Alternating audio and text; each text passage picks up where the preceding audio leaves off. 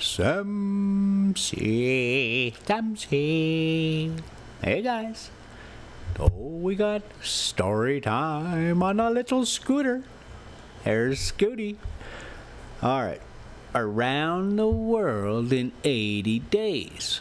Part 12. Well, oh yes, okay, yeah, we's at the coral pink sands. Oh boy, you hear that earth tremble there? Yeah.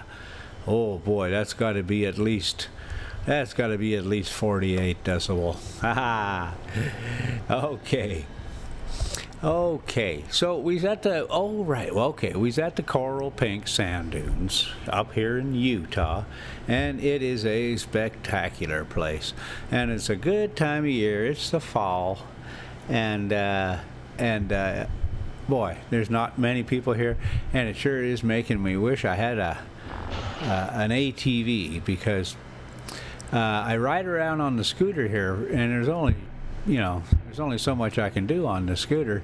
Little dirt roads, somewhat kind of thing. Plus, I'm not going to get too far into it, other than I should have brought a side-by-side or rented an ATV or something, just so I could go out there and burn up them dunes a little bit. But they got companies here that do that, and it's a heck of a lot cheaper than purchasing one of those crazy things. All right, not going to go down that road. We're going to just boogie on out of here. I think we stopped at the garbage can. Oh, I know. We're going to do a slow roll through the campground here. And we take a look, and when you saw that road as we were coming in here, and we're thinking, oh yeah, it's not a big road, but should be no problem, especially the little van, kind of two little vans, and I was like, oh okay, that would work. So, but we go through the campground here, and holy cow, and, there's gigantic Super Cs pulling good sized trailers, and there's some good sized rigs in here. Definitely some triple axle toy hauler stuff. And yep, a lot of underwear up there. There's I think there was like 6 kids in that truck camper. There's a big old toy hauler. See, Class A pulling they'll have a few side-by-sides. They definitely got a few side-by-sides sitting right there. Yeah, that's 24 or 25 foot trailer behind that. Look to be about 40 feet. Yeah. And look at this here now. Okay, you got the race buggy. Now behind that Super C. And yeah, Super Cs are all the rage here lately. I guess everybody kind of wants that front end truck. Huh. I'll be darned. Would you imagine that? Yeah, that's another thing I was going to say. And I was, when I was doing one of these other videos, which one was it now? I think it was Journey to the Center of the Earth. And I started to go on about these sprinters and stuff. And I started talking about field service trucks and that kind of thing. Well, yeah, they're generally always those little M2 or I know Mac's got a new one in there, a new medium duty that you can get with big wheels, and even an air ride cab, air ride seat, blah blah blah blah blah, and I think it's like a 104 maybe. Those numbers are always bumpered to the back of the cab, and then depending on what the company is, who the company is, like with Freightliner there, you got that little M2 106, so you can order that thing with all the way down to that little Cummins 6.7 liter, and that'll give you some pretty good. It's a great motor, and it's in everything. So there's parts everywhere for that thing, and everybody knows how to work on it.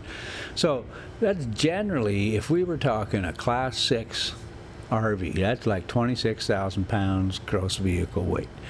That's the kind of thing you see them little beverage trucks running around town. They're under 30 feet. They've got the steel body on them.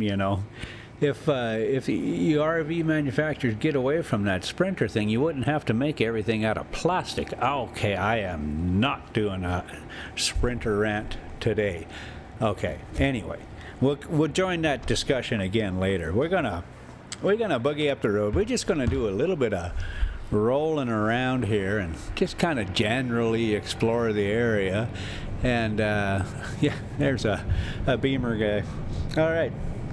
So this story here now, around the world in 80 days. They had saved Euda. I think I'm calling her Euda. And they got on the train and they had just, rolled into Benares. And I was calling it Benares, but I think we're going to call it Benares as I'm looking at it again. All right, so we just rolling into Benares. And we'll pick it up there. We're probably at the end of the chapter here anyway. Benares was St. Francis Cromarty's destination. The troops he was rejoining being encamped some miles northward of the city. He bade adieu to Phileas Fogg, wishing him all success and expressing the hope that he would come that way again in less original but more profitable fashion. That's pretty good. All right, you YouTube creators. That's something, right? When you show up and use original and not very profitable. Wow. Okay. Yeah. Mr. Fogg lightly pressed him by the hand. The parting of Euda? Yeah, boy, I'm going to have to try to look that one up. I look at it now, and it looks a little bit different than Euda, who did not forget that she owed Sir Francis, betrayed more warmth. And as for Passepartout, he received a hearty shake of the hand from the gallant general. The railway, on leaving Benares, passed for a while along the valley of the Ganges. Through the windows of the carriage, the travelers had glimpses of the diversified landscape of Bahar. Oh boy. We got to get out of this continent. It's killing me. Come on, Fogg. Get it together, you Fogg. You a frog. I get it. Nah, I think it's fraud. I get it. I don't need to sing the whole thing, do I? Oh, is that a copyright thing? If I don't, no, I think somebody will. Hey, man, give me some clicks or I'm going to sing that song. Okay, with the mountains clothed in, oh boy, it gets even worse. Verdure. It's fields of barley, wheat, and corn. It's jungles peopled with green alligators. It's neat villages, and it's sticky, still thickweed. Oh my word. Okay, hang on a second. Green alligators. It's jungles peopled with green alligators. It's neat villages, and it's still thickly leaved forests. Elephants were bathing in the waters of the sacred river, and groups of Indians, despite the advanced season and chilly air, were performing solemnly their pious ablutions. These were fervent Brahmins, the bitterest foes of Buddhism, their deities being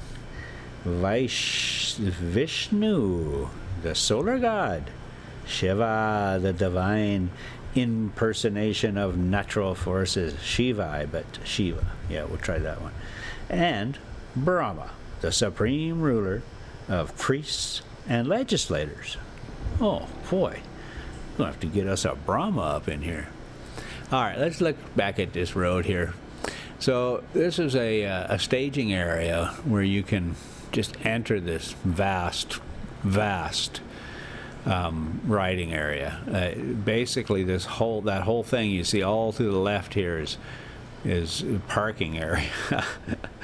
It's not quite parking area, but for me it was, because this little scooty I could drop the pressure on the tires, and then I'd have to fill them back up again. And it's not going to do any of that dune work.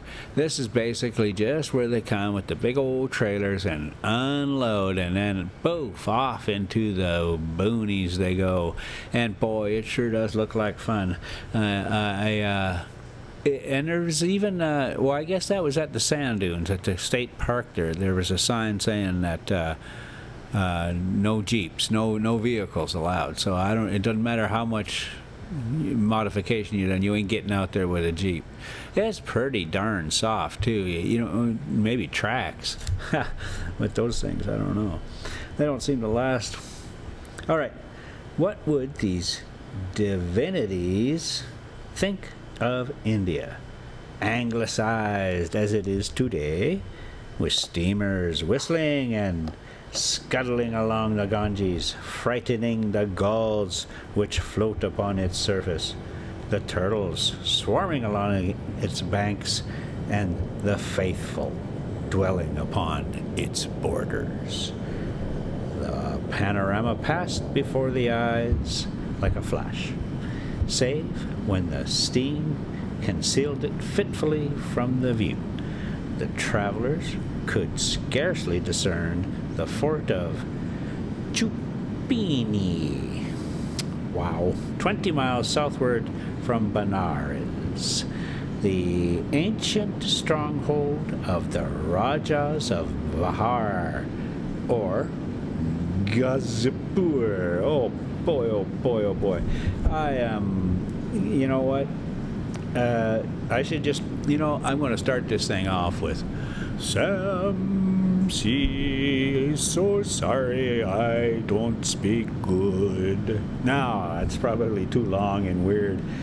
No, it's not going to work. But either way, understand that this is a process.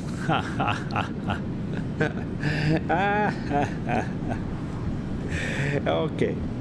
Its famous rosewater factories, or the tomb of Lord Cornwall. What? Come on.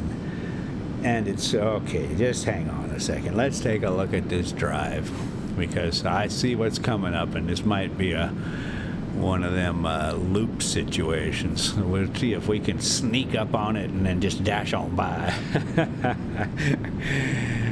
The ancient stronghold of the Rajas of Bihar, or Gazipur, and its famous rosewater factories, or the Lord, or the tomb of Lord Cornwallis, rising on the left bank of the Ganges, the fortified town of Buxar, or Bata, a large manufacturing and trading place. Okay, I'm just going to slide on by there. Eventually we're going to get to somewhere where, oh boy, it just gets worse. And the trading place, where it held the principal opium market of India, or Mongir, a more than European town, for it is as English as Manchester or Birmingham, with its iron factories, edge tool factories, and high chimneys puffing clouds of black smoke heavenward. Night came on. The train passed on at full speed, in the midst of the roaring of the tigers, bears, and wolves which fled before the locomotive, and the marvels of Bengal, Golconda, Rungor, oh boy, Murshidabad. These words are put together. I have no idea. Okay, yeah. The ancient capital of Burdwan, Hooghly, in the French town of Chandernagor, where Passepartout would have been proud to see his country's flag flying, were hidden from their view in... What? Okay, I get the gist of it. Let's move on. The French flag was flying there somewhere, and we couldn't see it. Calcutta was reached at 7 in the morning, and the packet left for Hong Kong at noon, so that Phileas Fogg had 5 hours before him.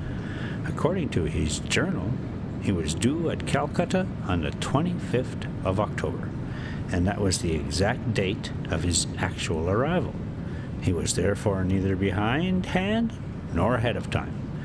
The 2 days gained between London and Bombay had been lost, as had been seen in the journey across India. But it is not to be supposed that Phileas Fogg regretted them. All right, let's take a look. Oh boy, that is pretty, isn't it? When I got here on the first day, because it was close to sun, I wanted some sunset stuff, and I thought, oh yeah, fantastic. And somehow my big old fat finger on the, I turned off the vibration reduction thing, so it turned into this. Oh boy, I had 5 or 6 clips, blah blah blah, but yeah. So, that's a challenge accepted. All right, we're moving on from that chapter. Okay, we are moving on from chapter 14, and we are gonna start chapter 15, in which the bag of banknotes disgorges some thousands of pounds more. Ooh, Phileas Fogg going to have to spend some money. It's all right. That's why he brought it. Didn't bring it just to carry it along with him. All right, let's take a look and see what's going on here. Oh, I remember this one.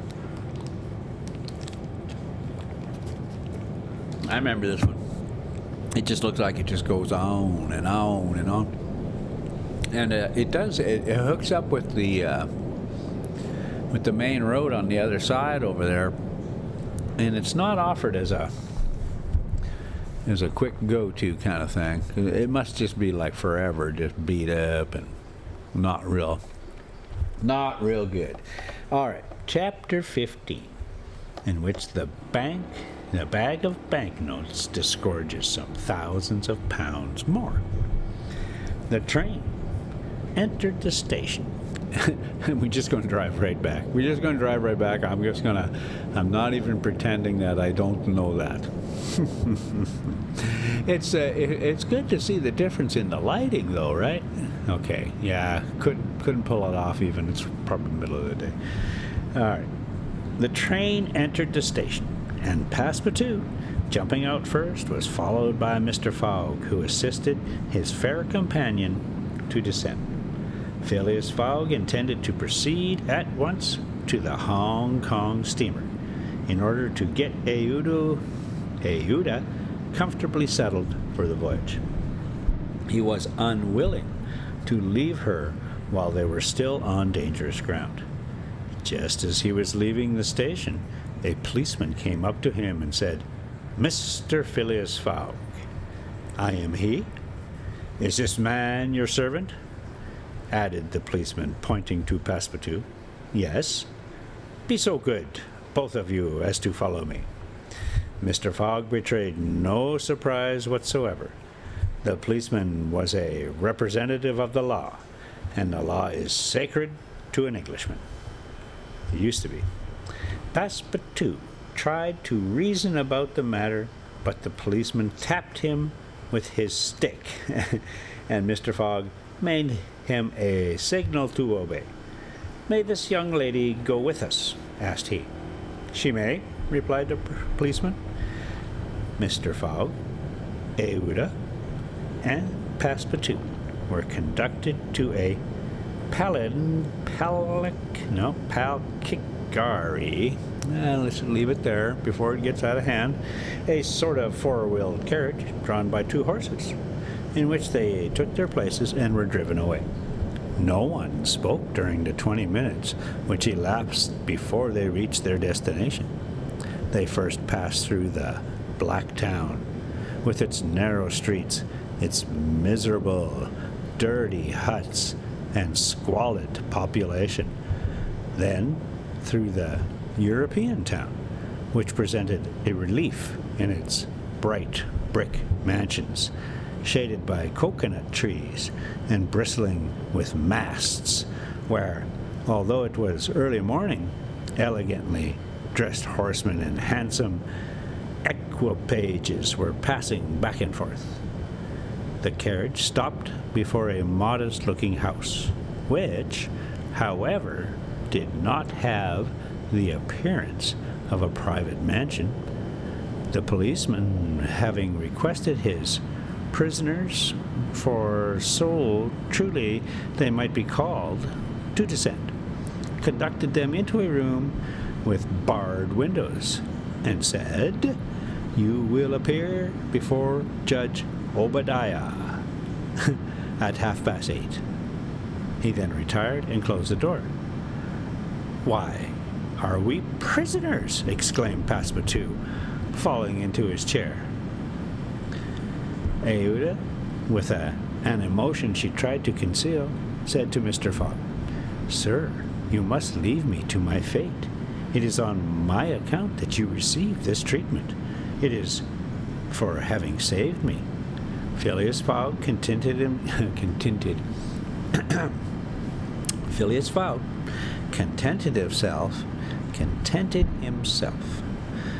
with saying that it was impossible. It was quite unlikely that he should be arrested for preventing a suttee. The complainants would not dare present themselves with such a charge.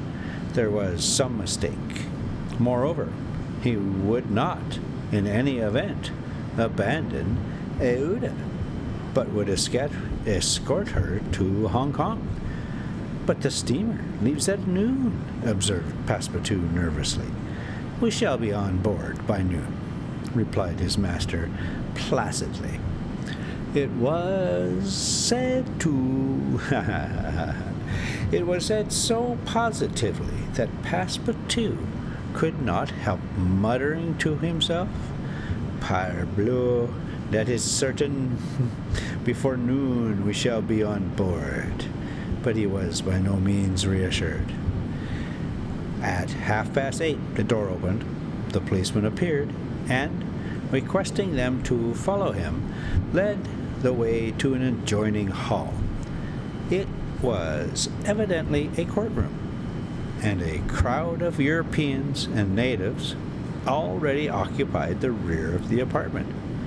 Mr. Fogg and his two companions took their places on a bench opposite the desks of the magistrate and his clerk.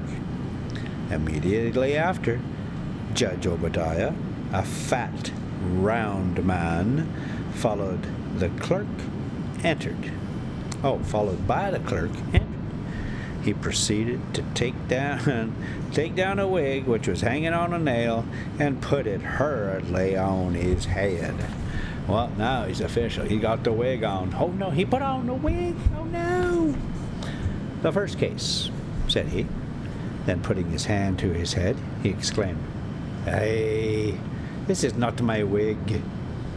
"No, your worship," returned the clerk. "It is mine." "My dear Mr. Oyster Puff, how can a judge give a wise sentence in a clerk's wig?" The wigs were exchanged. Passepartout was getting nervous, for the hands on the face of the big clock over the judge seemed to go round with terrible rapidity. "The first case," repeated Judge Obadiah. "Phileas Fogg," demanded Oyster Puff. "I am here," replied Mr. Fogg. "Passepartout." "Present," responded Passepartout. "Good," said the judge. "You have been looked for. Prisoners for 2 days on the trains from Bombay." "But of what are we accused?" asked Passepartout impatiently. "You are about to be informed." "I am an English subject, sir," said Mr. Fogg, "and I have the right. Have you been ill-treated?" "Not at all." "Very well. Let the complaints come in." A door was swung open by order of the judge, and 3 Indian priests entered. "That's it," muttered Passepartout. "These are the rogues who were going to burn our young lady." The priests took their places in front of the judge, and a clerk proceeded to read in a loud voice a complaint of sacrilege against Phileas Fogg and his servant, who were accused of having violated a place held consecrated by the Brahmin religion. "You hear that charge?" asked the judge. "Yes, sir," replied Mr. Fogg, consulting his watch, "and I admit it." "You admit it?" "I admit it, and I wish to hear these priests admit, in their turn, what they were going to do at the pagoda of Pillaji." The priests looked at each other. They did not seem to understand what was said. "Yes," cried Passepartout warmly, "at the pagoda of Pillaji, where they were on the point of burning their victim." The judge stared with astonishment, and the priests were stupefied. "What victim?" said Judge Obadiah. "Burn whom? In Bombay itself?" "Bombay!" cried Passepartout. "Certainly we are not talking of the pagoda of Pillaji, but of the pagoda of Malabar Hill at Bombay. And as proof," added the clerk, "here are the desecrator's very shoes which he left behind him." Whereupon he placed a pair of shoes on his desk. "My shoes!" cried Passepartout, in his surprise, permitting this imprudent exclamation to escape him. The confusion of master and man, who had quite forgotten the affair at Bombay, for which they were now detained at Calcutta, may be imagined. Fix the detective had foreseen the advantage which Passepartout's escape gave him, and, delaying his departure for 12 hours, had consulted the priests of Malabar Hill, knowing that the English authorities dealt very severely with this kind of misdemeanor.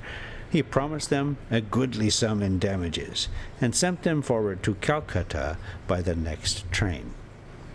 Owing to the delay caused by the rescue of the young widow.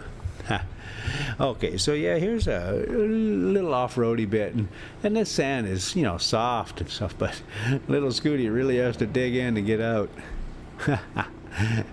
No problem, but oh boy, I sure wouldn't want to be duck walking a motorcycle around very much. Fix and the priests reached the Indian capital before Mr. Fogg and his servant, the magistrates having been already warned by a dispatch to arrest them should they arrive.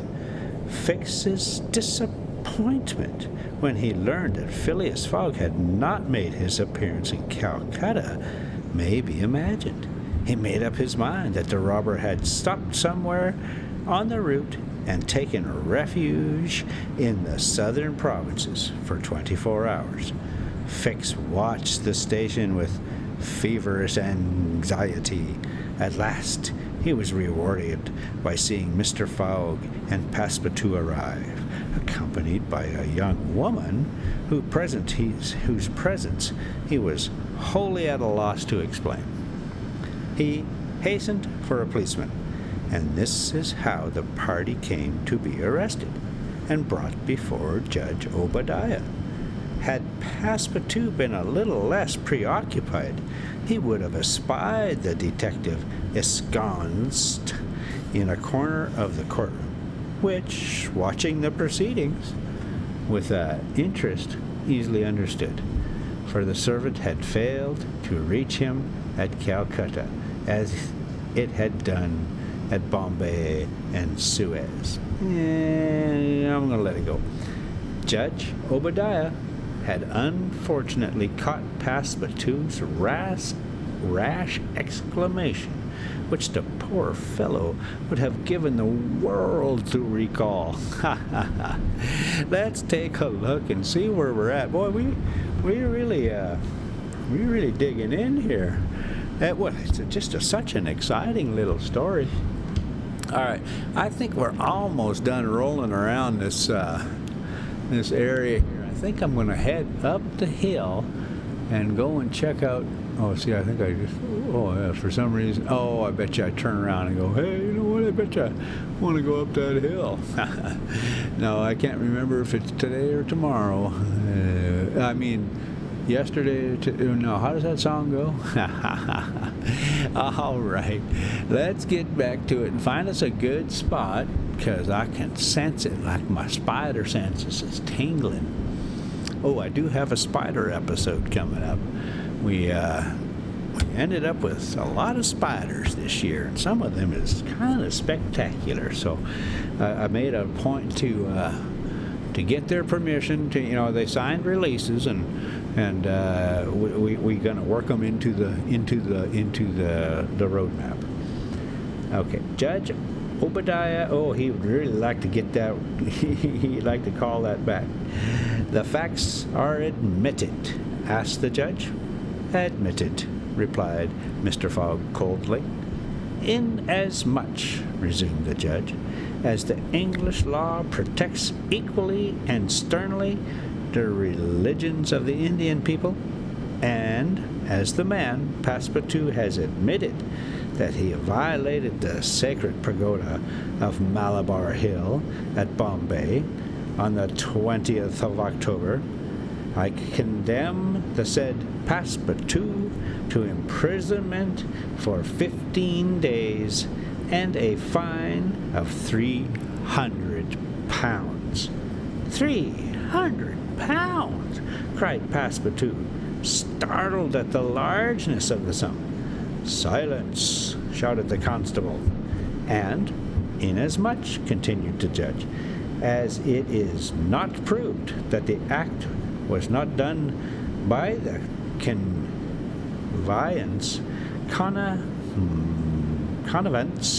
of the master with the servant, and as the master in any case must be held responsible for the acts of his paid servant, I condemn Phileas Fogg to a week's imprisonment and a fine of 150 pounds. Fix rubbed his hands softly with satisfaction. If Phileas Fogg could be detained in Calcutta for a week, it would be more than time for the warrant to arrive. Oh, that Fix, he's a dirty bugger. All right, let's just tap it up right there. Thank you so much for coming, and we'll try to get a little further down the road next time. Sam C. And, oh, there she is. There's that big old Rosie. You run, you big Rosie. Run, you big old Rosie. All right. Later.